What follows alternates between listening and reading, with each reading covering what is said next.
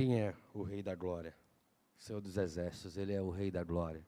O Deus forte e poderoso, a quem nós dedicamos, na verdade, de quem nós recebemos a nossa salvação. Quero convidá-los a abrir suas Bíblias lá no Evangelho de João. Evangelho de João, no capítulo 14. João 14, dos versos 1 até o verso 6. João 14, do verso 1 ao verso 6. Diz assim a palavra do Senhor. João 14, do verso 1 ao verso 6. Não se turbe o vosso coração. Credes em Deus, crede também em mim. Na casa de meu pai há muitas moradas. Se assim não for, eu vou teria dito. Pois vou preparar-vos lugar. E quando eu for e vos preparar lugar, voltarei e vos receberei para mim mesmo, para que onde eu estou estejais vós também. E vós sabeis o caminho para onde eu vou. Disse-lhe Tomé: Senhor, não sabemos para onde vais, como saber o caminho? Respondeu-lhe Jesus: eu sou o caminho, e a verdade, e a vida. Ninguém vem ao Pai, senão por mim. Vamos repetir esse último verso? Respondeu-lhe Jesus: eu sou o caminho, e a verdade, e a vida. Ninguém vem ao Pai, senão por mim. Até aqui. Convido as crianças a virem à frente, nós vamos orar com elas, por elas e por nós, para que Deus tenha misericórdia dos nossos corações e possa aplicar em nossas vidas a sua palavra. Vamos fechar nossos olhos, vamos inclinar o coração a orar ao Senhor. Haja criança, viu? Daqui a pouco vem mais umas duas aí da barriga de Jade, mais umas 2 ou 3 da barriga de Amanda. Vamos orar a Deus, vamos fechar nossos olhos, vamos orar ao Senhor. Pai bendito, todo-poderoso Deus, Tu és altíssimo sobre todas as coisas. Tu és tudo que temos, Senhor. E sem Ti estamos totalmente perdidos, Pai. Nós Te adoramos, Senhor, porque santo, poderoso, ainda assim o Senhor nos ama, sendo nós imperfeitos, inconstantes. E nos tem atraído, Senhor, reunido, congregado neste lugar, Pai. Para que possamos crescer juntos em Ti. Para que possamos aprender do Senhor, para que o Senhor possa, domingo após domingo, e por que não dia após dia, quando nos relacionamos como igreja, como nos relacionamos como corpo, fazer crescer em nós a Tua palavra, e através de nós o Teu reino, Pai. Te louvamos, Senhor, por causa de Cristo, porque o Senhor não poupou o próprio Filho, antes entregou por nós. Isso nos dá certeza, confiança que o Senhor nos ama, e tem cuidado de nossas necessidades, porque o mais difícil o Senhor fez por nós, que foi entregar o próprio Filho, quando éramos ainda pecadores. Por isso, Senhor, nós queremos que pela graça nós somos salvos. Isso não vem de nós, é graça, é presente, é dom do Senhor. Por isso nós não temos do que nos gloriar, do que nos achar melhores que os outros, mas tudo o que temos recebido de graça do Senhor. E a Ti, Senhor, nós louvamos, gratos, de coração alegre no Senhor, contentes que temos tudo o que precisamos. Se não temos, nós não precisamos. Por mais que queiramos, muitas vezes. Mas o Senhor, em sua infinita misericórdia, além de nos dar muito mais do que nós precisamos, o Senhor nos tem tratado com cuidado. Apesar dos nossos pecados, o Senhor tem perdoado os nossos pecados. Nos tem santificado, nos tem purificado de nossas próprias concupiscências, nossos próprios pecados, nossas próprias inclinações. Por isso, diante de Ti, Senhor, nós queremos honrar o Teu nome e aprender de Ti. Louvado seja o Teu nome, em nome de Jesus. Amém. Amém. Meus queridos, Cristo é a razão de estarmos reunidos aqui nessa manhã. Ele é a razão da igreja existir. Por isso a igreja se chama igreja cristã.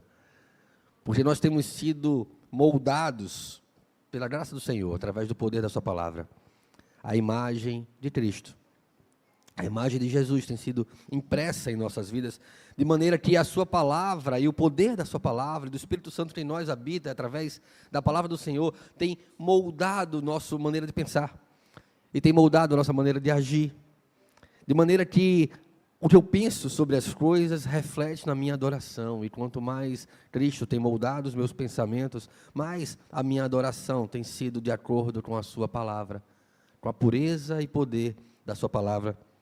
Por isso, cada vez mais, quanto mais maduros nós somos espiritualmente, mais nós temos características que se assemelham à palavra do Senhor, mais nós falamos com ousadia e com segurança daquilo que Cristo nos tem ensinado, mais nós temos vivido e nos relacionado da maneira como o Senhor, então, nos tem mostrado nas Escrituras. A teologia bíblica, ela vai afirmar que a Escritura, toda a sua doutrina, todo o seu compêndio doutrinário, sobre graça, sobre fé, evidenciam, ou seja, trazem luz ao fato de que somente Cristo, ou seja, Cristo é o único Salvador. Nenhum de nós tem a capacidade de salvar a si mesmo. Nenhum de nós tem o orgulho em si mesmo, com o qual possa se achar melhor, ou mais merecedor, ou mais amável do que o outro. Todos nós estávamos perdidos em nossos pecados. Todos nós vivíamos como ovelhas que não tem pastor, segundo a inclinação do nosso próprio coração enganoso. É assim que as Escrituras nos escreve, sem Deus. Mas Ele nos amou quando éramos ainda pecadores. Paulo diz isso aos Efésios, capítulo 2. Ele que é o Verbo que se fez carne, que habitou entre nós. Cristo é o único Salvador de nossas vidas. Paulo escreve às igrejas de Colossos, no capítulo 1, versos 15 a 17, dizendo: este é a imagem do Deus invisível, o primogênito de toda a criação, pois nele foram criadas todas as coisas, nos céus e sobre a terra, as visíveis e as invisíveis, sejam tronos, sejam soberanias, quer principados, quer potestades, tudo foi criado por meio dele e para ele. Ele é antes de todas as coisas e nele tudo subsiste. Eu não vou me aprofundar muito no texto de Colossenses, senão eu vou antecipar a pregação de mais tarde. Mas nós entendemos aqui, quando vemos essa revelação de Cristo que Paulo faz aos Colossenses, é semelhante a que o autor de Hebreus faz também à sua audiência, que nós precisamos inclinar o nosso coração a compreender a nossa carência de ouvir, de que não há salvação, ou seja, que não há nada além de Cristo Jesus. Se o Senhor é o meu pastor, vocês conhecem esse salmo, se o Senhor é o meu pastor, nós não temos necessidade de mais nada. Ele completa, Ele preenche qualquer necessidade do meu ser, do meu coração, de maneira que todo o resto se torna menor. Todo o resto se torna menos importante, porque Cristo é a coisa mais elevada. Ele é a primazia, Ele é a plenitude. Ele preenche tudo que nós precisamos compreender acerca da salvação e da nossa vida em Cristo Jesus. Nós carecemos de compreender isso de maneira cada vez mais contundente, para que as pessoas possam ver em nós, não super-homens, não pessoas dedicadas, capazes, mas pessoas carentes da graça do Senhor, assim como qualquer outro, que ora anda sem Deus no mundo. No verso 6, do capítulo 14 de João, ele vai dizer: respondeu-lhe Jesus, nós lemos isso, eu sou o caminho, e a verdade, e a vida, ninguém vem ao Pai senão por mim. Por isso, meus irmãos, o poder salvador da fé, ele não reside em si mesmo, mas no mediador. Por mais que a fé opere em nós a salvação, esse poder para a salvação vem do mediador. Cristo foi o mediador. Nós não podíamos ser. Não adiantava ninguém aqui, por mais bonzinho que fosse, por mais tempo de igreja, 4ª geração de crente na igreja, não adiantava você se sacrificar pela igreja. Porque nós temos, e se você parar para pensar com mais clareza, você vai ser sincero o suficiente para saber que nós, como seres humanos, temos uma capacidade destrutiva de manchar até aquilo que é bom. Até o fato de sermos igreja, muitas vezes nós manchamos isso com discórdias, com eu penso assim, eu penso assado, e começa uma discussão, divisão na igreja, porque nós temos essa capacidade pecaminosa de manchar as coisas boas que nós temos diante de nós, Deus tem posto diante de nós. Por isso o poder salvador da fé precisava de Cristo, precisava de um Deus. Tamanho o nosso pecado, tamanho o impacto do nosso pecado na criação, tamanho o impacto do nosso pecado em nossas próprias vidas, corrompendo o nosso pensamento, a nossa motivação, a nossa inclinação, que precisava que o próprio Deus morresse para cobrir a multidão dos nossos pecados. Isso nos iguala como algo que carecia de Deus, que caminhava para o inferno. Todos nós igualmente. Andávamos como andam aqueles que não conhecem a Deus. Todos nós, igualmente, vivíamos conduzindo a nossa própria vida, por mais cheio de valores e princípios, ainda assim não éramos absolutos em cumprir os mandamentos do Senhor. Caminhávamos para o inferno, Cristo nos salvou. Éramos como alguém que está fazendo uma faxina no quarto da bagunça e está juntando um monte de lixo para jogar fora. Nós éramos aquele lixo ali no meio de tantos outros lixos. Cristo nos pegou ali do meio do lixo e disse: esses aqui eu vou restaurar, esses aqui eu vou utilizar, eu vou fazê-los nova criatura, fazê-los novo. O Evangelho de João, ele parece trazer, pela profundidade teológica e pelas as coisas que ele cita ao longo do Evangelho, ele parece trazer um conhecimento tanto dos outros evangelhos quanto das cartas paulinas. É comum que a tradição entenda que João foi escrito mais ou menos entre o ano 80, 90, depois de Cristo, já depois das cartas de Paulo, depois da carta de Paulo aos Romanos, e depois também dos outros evangelhos. João, capítulo 14, verso 1, o texto que nós lemos, eu queria convidá-lo a olhar novamente para o texto, voltar para o texto. No verso 14, capítulo 14, verso 1, Cristo diz: não se turbe o vosso coração. Credes em Deus, crede também em mim. Vamos ler juntos esse verso 1 do capítulo 14? Não se turbe o vosso coração. Credes em Deus, crede também em mim. Credes é um imperativo aqui. Isso traz uma boa reflexão acerca de como nós temos vivido as nossas vidas. Porque no primeiro momento em que a certeza de quem Deus é, e do que Ele prometeu para nós, o fato disso ser genuíno, concreto em nossas vidas, quando perdemos a certeza, ou quando está manchado, nublado diante de nós, nós ficamos ansiosos, impacientes, angustiados, apreensivos, porque parece que ninguém está no controle, porque eu começo a desconfiar de que Deus é aquilo de fato que Ele prometeu. Crer no Senhor é o que traz um coração aflito, lá de Filipenses capítulo 4, é que faz com que aquele coração aflito, cheio de ansiedade, seja posto diante de Deus, com oração, súplica, mas com ação de graças, sabendo sobre quem nós estamos pondo as nossas aflições. E então a paz de Deus, que excede todo o entendimento, guardará o nosso coração e a nossa mente. A certeza de quem Deus é, a certeza de que Ele é aquilo que Ele prometeu ser, faz com que as nossas angústias sejam substituídas pela paz, que excede todo entendimento. Então, em vez de ansiedade, como Paulo escreve aos Filipenses, tudo que é bom, tudo que é perfeito, tudo que é agradável, que procede de Deus, seja isso que ocupe o vosso pensamento.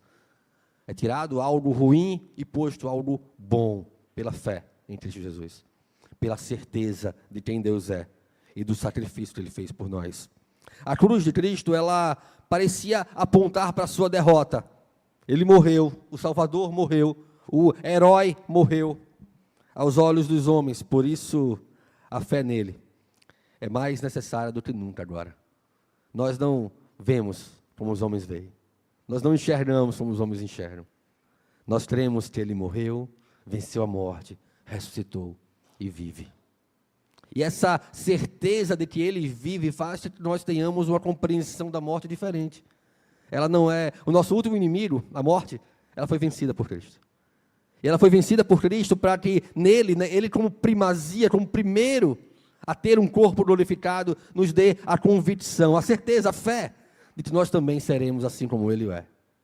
Nós também seremos glorificados. A perspectiva da morte não é mais pela morte, pelo fim da vida, mas pela passagem para a verdadeira vida em Cristo Jesus. Essa é a convicção do crente, é a certeza que nós temos sobre a morte. Nós, pela morte, passamos para a verdadeira vida. De maneira que isso não nos mete medo, isso não nos angustia, isso não nos tira o sono. A morte nos faz habitar na plenitude da glória de Deus. A morte nos leva desta vida para o paraíso de Deus. Ainda não o seu reino instalado, quando Ele voltará, mas já o paraíso de Deus, como Ele promete ao ladrão lá na cruz. Hoje mesmo estarás comigo no paraíso. Tem uma história de Moody, que nós lemos com os meninos na sexta-feira. E eu vou contar para vocês várias histórias de Moody. Estou adorando esse livrinho que eu estou lendo com os meninos. E ele contava a história de um pastor que ele perdeu o filho. E ele então não ia pregar no domingo na igreja, e ele convidou um outro pastor para pregar. E esse outro pastor, ele chegou para a igreja e fez: olha, eu queria contar uma história da minha cidade. Na minha cidade tem um rio, bem largo. E eu nunca me interessei pelo outro lado do rio. A gente sempre viveu do lado de cá do rio, e toda a nossa vida era do lado de cá do rio, até que minha filha casou. Casou com alguém do outro lado do rio. E aí ela foi morar lá no outro lado do rio. E agora eu começo a pensar sobre as coisas que tem lá do outro lado do rio. Eu começo a querer que tudo vá bem, porque minha filha está lá. E aí ele olha para a igreja e diz: aconteceu que o filho do pastor faleceu. Ele atravessou o rio da vida, está na glória com o Pai. Agora todos começam a pensar e querer estar do outro lado do rio. Talvez não pensasse antes, talvez não desejasse com o mesmo empenho antes. Muitas vezes nós temos que perder coisas nessa vida para desapegar, para desarraigar, para que as nossas correntes que nos prendem a esse mundo sejam então cortadas, nós desejemos a outra vida mais do que esta mesma. Não se turbe o vosso coração. Credes em Deus, credes também em mim. A necessidade de uma fé renovada diante de um cenário que parecia estar às margens de um colapso. O Salvador morreu, reforça a natureza e o objetivo de crer. O nosso Salvador morreu, mas vive. O nosso Salvador morreu, mas reina. Ele governa sobre todas as coisas e está no controle de todas as coisas. Os versos 2 e 3 do texto, eu queria que você voltasse seus olhos para o texto novamente.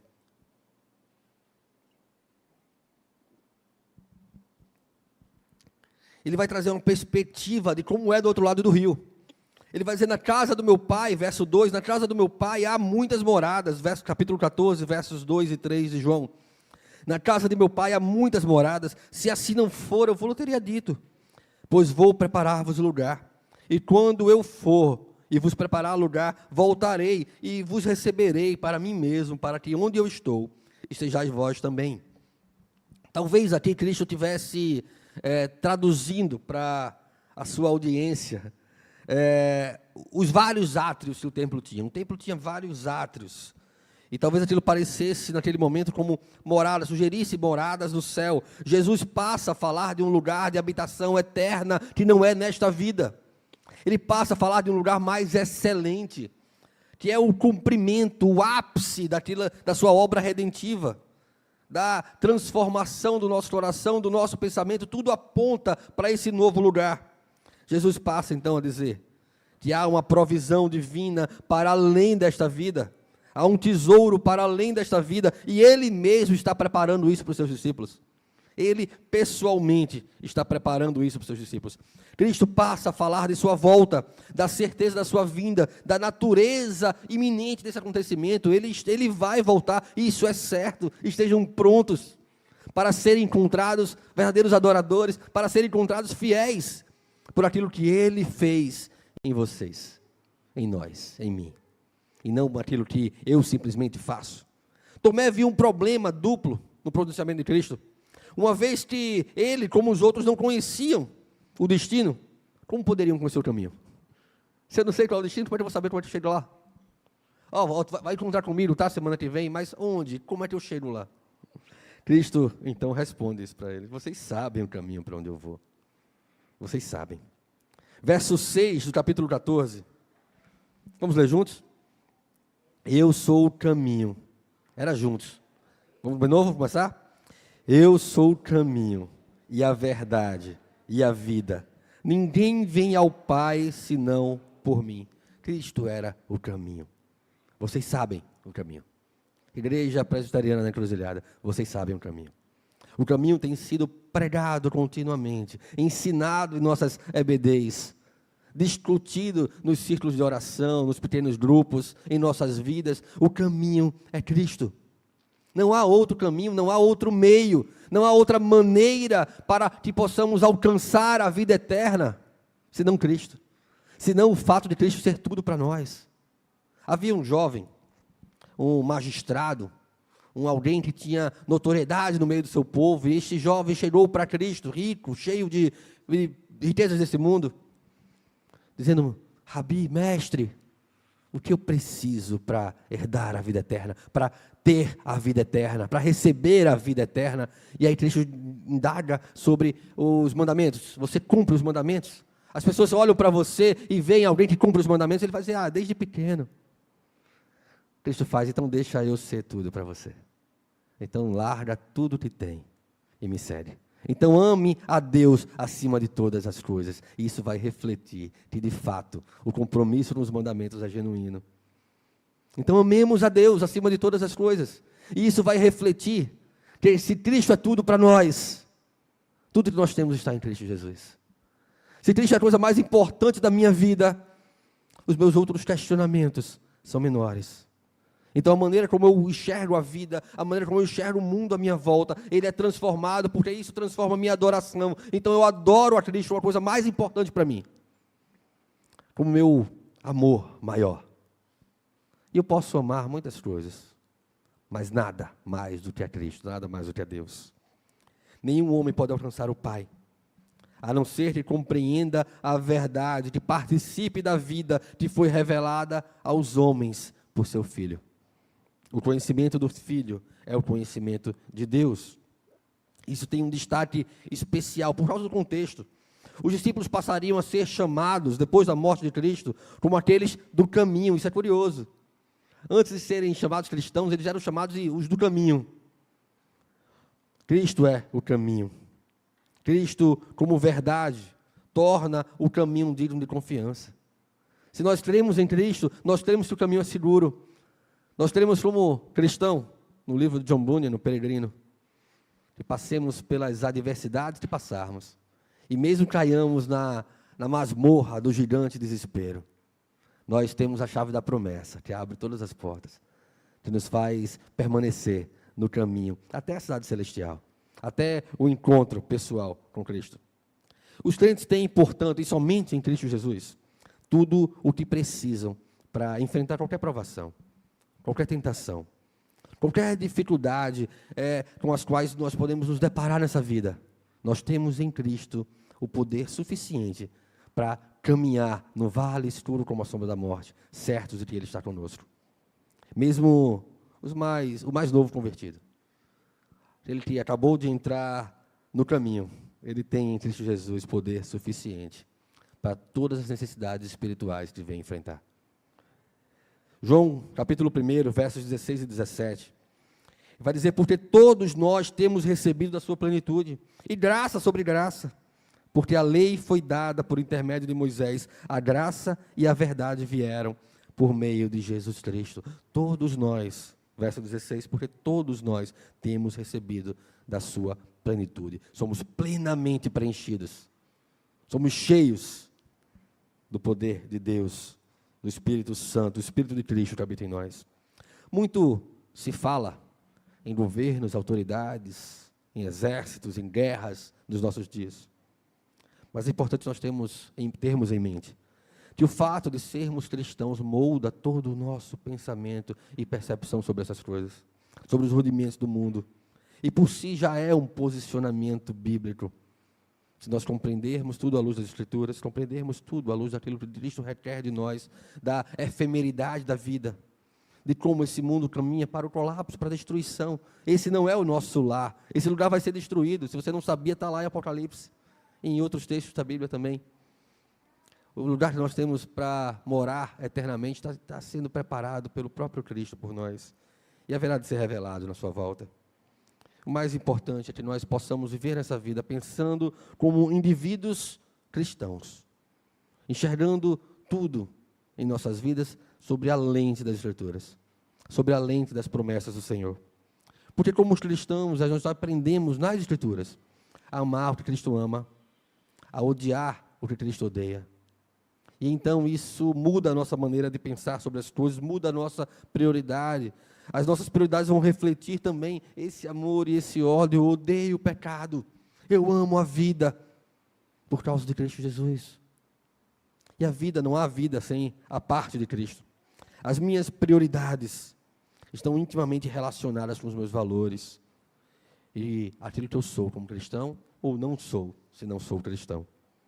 Por isso a minha religião, ela vai sempre definir o meu comportamento, as minhas escolhas, porque eu estou me tornando tal qual Ele é. De glória em glória, nós somos moldados, transformados à sua imagem. E essa é a obra do Espírito Santo em nós. Nós fomos criados à imagem de Deus. Em Cristo reside toda a imagem. Ele é a imagem do Deus invisível. E nele nós vamos nos tornar como igreja. Juntos, diferentes como somos, seremos iguais em Cristo Jesus. Porque Ele nos tem moldado o coração, os pensamentos. E assim será, assim fará. Se precisamos de força, de auxílio nessa jornada, Ele é tudo o que precisamos. Se passamos por dificuldades ou dúvidas nessa jornada, em Cristo reside toda a clareza, toda a certeza daquilo que é essencial para nossas vidas. De maneira que todo o resto perde a importância. Porque Cristo é a plenitude de nossas vidas. Quem é o Rei da Glória? Nós cantamos isso aqui, nós cantamos o Salmo 24 aqui. O Senhor dos Exércitos, Ele é o Rei da Glória. Nós possamos, cada vez mais, pensar em Cristo como uma régua, como um modelo para nós. Saber que Cristo é o caminho. Não há caminho alternativo. Não há atalho. Não há estrada fundamentada numa vã confiança, ou em outra confiança, ou em outro conhecimento à parte de Cristo Jesus. Cristo é tudo para nós. E a nossa vida precisa ser tudo em Cristo Jesus. Que Deus tenha misericórdia de nós, que Ele possa aplicar aos nossos corações a sua palavra, de maneira que entendamos a responsabilidade de sermos igreja, de sermos cristãos, de termos o compromisso de comunicarmos ao mundo aquele que nos chamou das trevas para a sua maravilhosa luz. Vamos fechar nossos olhos? Vamos orar a Deus. Pai bendito, todo-poderoso Deus, louvado seja o teu nome, por causa de Cristo Jesus. Porque o Senhor não poupou o próprio Filho, antes por nós o entregou, e nele nos tem dado tudo o que precisamos. Pela graça nós somos salvos, isso não vem de nós. Ó Deus, nós cremos que em Cristo Jesus, nós somos entregues como ovelha para o matador, em meio a uma geração perdida, de coração pervertido. Mas em Ti nós somos mais do que vencedores. Ó Pai, nenhuma autoridade, nenhum governo, nenhum exército, nenhuma perseguição pode nos separar do amor de Deus, que está em Cristo Jesus. Ele é a manifestação, o amor visível, para o reino do qual nós somos transportados, o reino do Filho do Teu amor. Assim te louvamos em nome de Jesus. Amém.